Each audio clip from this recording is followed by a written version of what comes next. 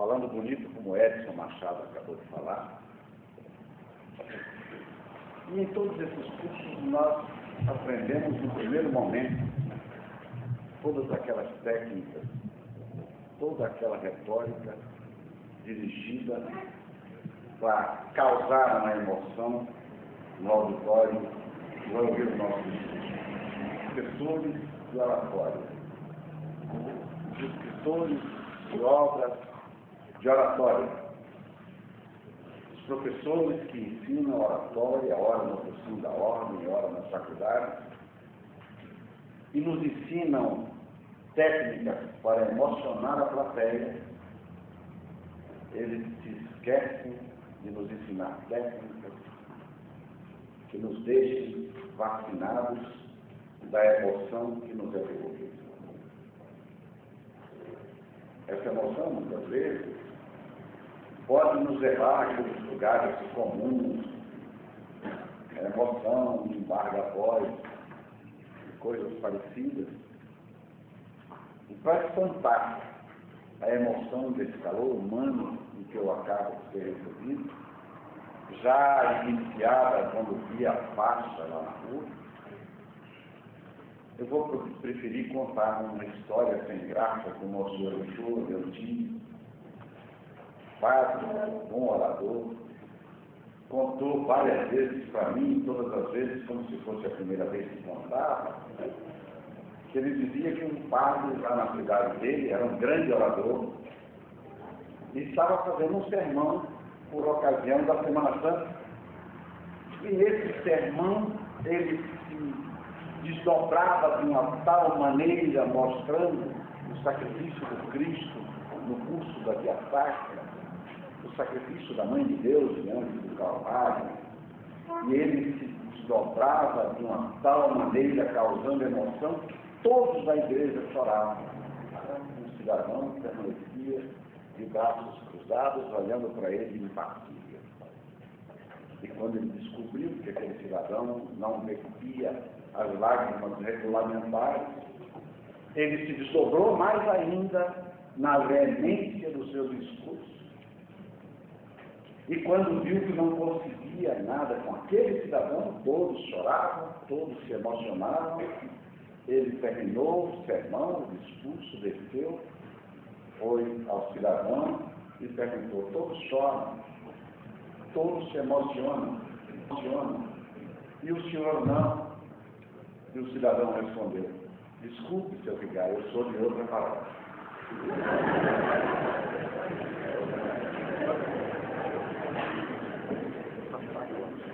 Uma descontração que o sorriso de vocês me traz. Com essa piada sem graça, quando eu estava na faculdade, eu era mestre em contar piadas sem graça, todo mundo dizia isso. Eu, pelo menos, me descontraio também um pouco e começo a falar. Prestem atenção nessas palavras que estão escritas aqui, porque eu vou lançar mão delas algumas vezes durante o meu trabalho. É obrigatória em todo o território nacional a assistência à maternidade, à infância e à adolescência. Instituirá o amparo das famílias de prole numerosa. A lei instituirá a assistência à maternidade, à infância e à adolescência. A educação é direito de todos e será dada no lar e na escola. Repito, é obrigatória em todo o território nacional a assistência à maternidade, à infância e à adolescência. E a lei instituirá o amparo das famílias de prole numerosa. Vamos começar tentando identificar a clientela a quem se dirige o texto dessa lei, que hoje entra pelos nossos olhos e pelos nossos ouvidos através de uma propaganda caríssima, sofisticada, lançada na televisão com uma veemência enorme. E identificada essa clientela, vamos ver rapidamente como essa clientela vem sendo tratada no Brasil a que se referia o nosso colega Edson Machado, em belas palavras pronunciadas há pouco dessa tribuna. O Ministério da Educação, há cerca de 4 anos, dava uma estatística que chega a ser lastimável, principalmente editada por aquele homem. Diz o Ministério, a evasão da primeira para a segunda são muito altos os índices de reprovação que começa a publicação. E a evasão da primeira para a segunda série do primeiro grau é enorme. A repetência da primeira à oitava série gira em torno de 45%. E ao longo do primeiro grau, de cada 10 alunos que iniciam o curso, menos de 2 o concluem. Repetência da primeira à oitava série em torno de 45 graus, de 45%, e 2 em cada 10 concluem o curso primário. No estado do Rio de Janeiro, essa estatística é mais grave, porque lá se instituiu, usar o termo chulo, a burrice educacional absoluta, criando-se a aprovação automática, sistemática. O aluno que está na primeira série, quando chegar ao fim do ano, tem que automaticamente passar para a segunda série, porque tem que deixar vaga para o outro que está chegando. E assim, quando chega a quarta série, a criança, quando chega, que a maioria não chega, ou sabe ler, mas não sabe escrever, ou sabe escrever, mas não sabe ler, ou não sabe as duas coisas, que é geralmente o que acontece. Desiste e vai para a rua. Isso não é uma situação absolutamente exclusiva do Brasil. Tem uma lição extraordinária de Carlos Castilho Rios, falando de Los Niños del Perú, em que ele diz: como a escola não consegue dar à criança uma visão completa da sua realidade social, veja que coisa profunda. A escola prefere ensiná-la a conjugar verbos, a memorizar datas e informações. A rua cumpre essa função.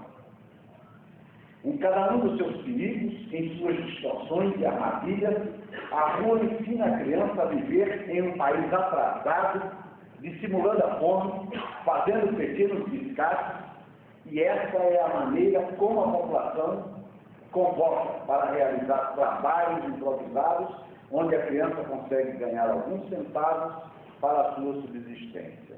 Com o trabalho, o perigo, a briga, a luta pela vida, ou seja, a prática social. Admiraram-se senhores da Unesco, numa reunião em Tóquio, em que eu li estatísticas terríveis de que cerca de 1.000 crianças se suicidam no Japão por ano, e de que o índice de criminalidade infanto-juvenil cresce extraordinariamente, não porque as pessoas tenham fome ou necessitem, mas pela busca da emoção. Admiravam-se esses senhores quando eu descrevia aquelas crianças correndo por aquelas escarpas de morro da cidade do Rio de Janeiro, das favelas, e contavam uma historiazinha que acontece no Rio. Um amigo meu senta, com fome, pede um bife, vem um suculento bife no seu prato, com batatas fritas, douradas, aproxima-se uma criança e lhe pergunta: você vai comer isso aí?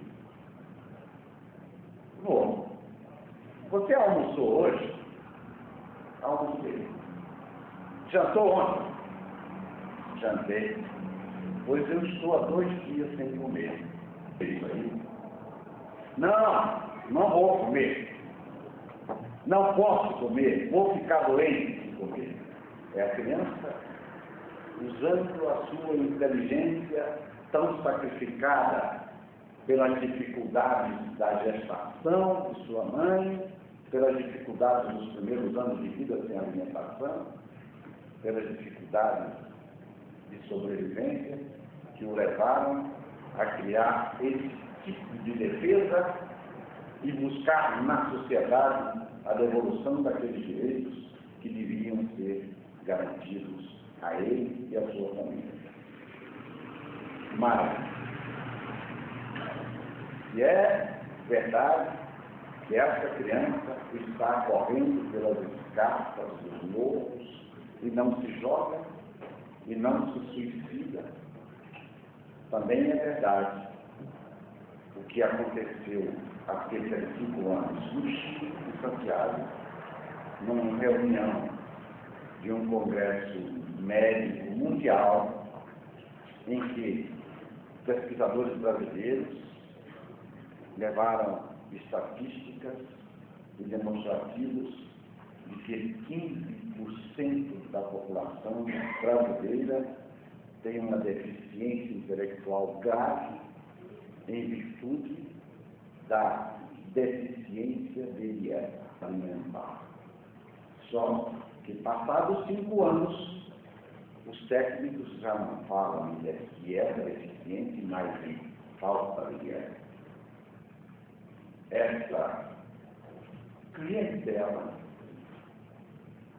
realmente cresce às vistas da gente, e quando eu digo às vistas da gente, à minha vista, eu vi um homem puxando um balde cheio de concreto com uma carretilha. Quando o balde chegou à altura do 3º andar, onde estavam batendo uma laje, soltou-se o balde daqui, ficou com as mãos querendo aparar o balde de concreto, em vez de fugir.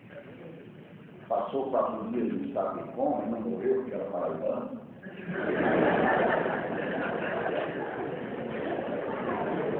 Existe um colega lá atrás que morreu. Meu pai era paraibano e eu sou nordestino. Não fique zangado. Vejam bem, essa deficiência de dieta está preparando essa geração que vem aí. E nós, que vivíamos sob um sistema relativamente bom, estamos, por obra e graça dos ideólogos das ideias suecas, suíças, inglesas, europeias, de modo geral, americanas, para uma ideia que em alguns aspectos chega a ser boa, mas que em outros aspectos chega a ser mirabolante. Sim, nós acabamos de determinar por lei,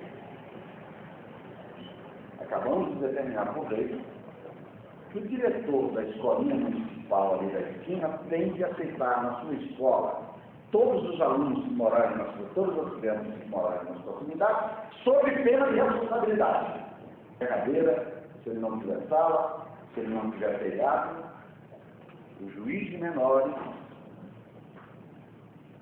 vai ter que processá-lo por representação de um dos conselhos que vão ser formados, ou por representação do Ministério Público,